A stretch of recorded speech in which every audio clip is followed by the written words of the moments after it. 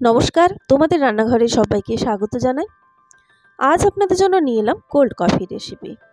তো বন্ধুরা, বাড়িতে কিভাবে ক্যাফে স্টাইল বা রেস্টুরেন্টের মতো কোল্ড কফি খুব সহজেই মেশিন ছাড়াই তৈরি করে নেওয়া যায়, সেটাই কিন্তু আজকের এই ভিডিওতে আমি শেয়ার করব।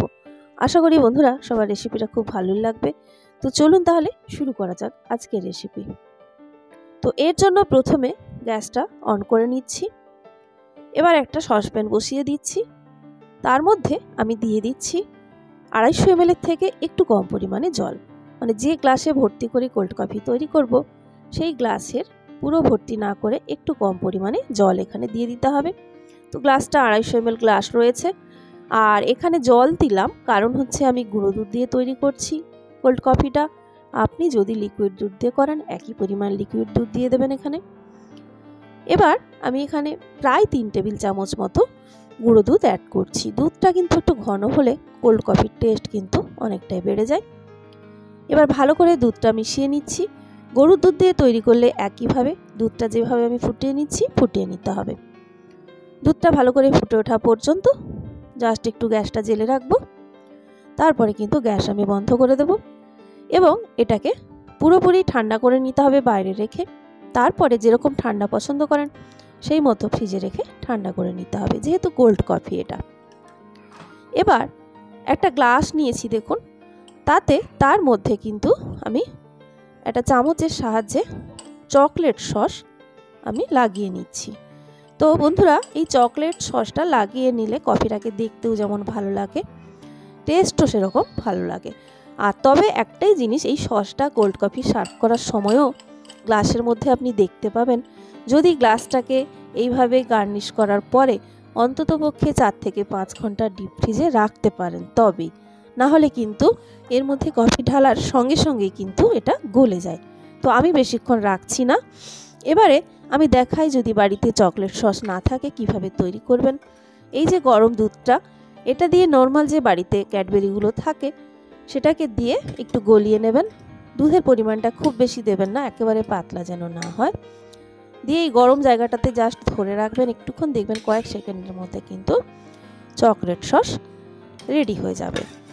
তো এবার যেটা আমি করব বন্ধুরা, একটা বাটি নিয়ে নিয়েছি। সেই বাটির মধ্যে আমি এবারে নেসক্যাফের কফি পাউডার নেব। আমি এখানে একটা 10 টাকার যে পাউচগুলো, সেই পাউচটা পুরোটা নিয়ে নিচ্ছি 1 গ্লাসের জন্য। এখানে 1 চা চামচ মতো কফি পাউডার থাকে 10 টাকাতে। আর কোল্ড কফিতে কিন্তু কফির পরিমাণটা একটু বেশি হলে তবেই কিন্তু খেতে ভালো লাগবে। এবার এটা বাটির মধ্যে আমি নিয়ে নিচ্ছি। দেখুন পুরো 1 চা চামচ মতো হবে, এটা টেবিল চামচ, প্রায় অর্ধেক হয়েছে দেখতেই পাচ্ছেন। এবার স্বাদ মতো এখানে আমি 1 টেবিল চামচ চিনি দিলাম। আপনি মিষ্টি বেশি পছন্দ করলে অবশ্যই আরও 1 চা চামচ মতো মিশিয়ে নেবেন। এবারে একেবারে অল্প একটু জল দিয়ে দিলাম। জল দিয়ে এবার এটাকে ভালো করে মিশিয়ে ফেটাতে হবে। মেশিনে হলে এটা জাস্ট আপনার মিনিট খানেকের মধ্যেই কফি ফোমটা তৈরি হয়ে যায়, কিন্তু হাতে অত তাড়াতাড়ি তৈরি হবে না। তবে আপনি চাইলে রেস্ট নিয়েও কিন্তু এটা তৈরি করতে পারেন। যেভাবে মেশাচ্ছি বা ফেটাচ্ছি সেইভাবে কিন্তু ফেটাতে হবে আপনাকে 8 থেকে 10 মিনিট।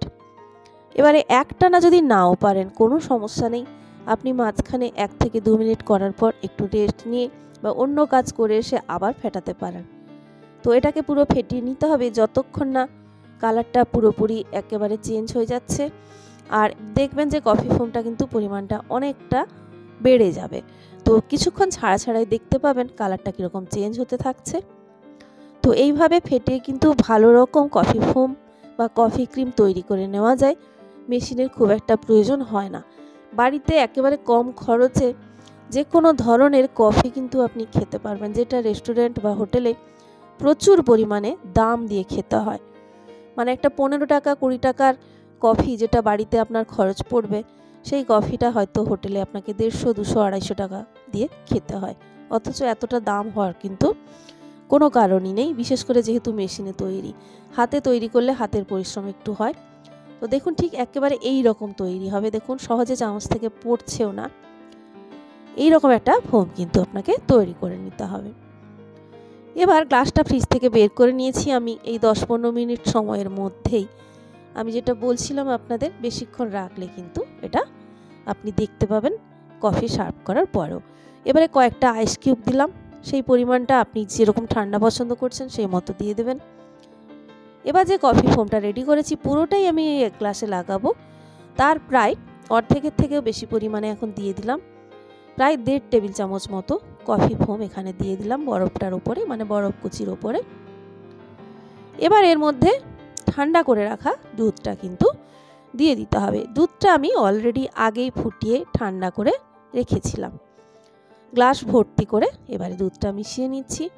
এরপরে বাকি যেটুকু কফি ফোম রয়ে গেছে আপনি পুরোটাকেই এর সঙ্গে মিশিয়ে দিতে পারেন। তারপরে একটু জাস্ট হালকা করে মিশিয়ে দিলেই কিন্তু কোল্ড কফি রেডি। আর যেটা বলছিলাম, দেখুন গ্লাসের সাইডে একেবারেই চকলেট সস এখন কিন্তু আর দেখা যাচ্ছে না।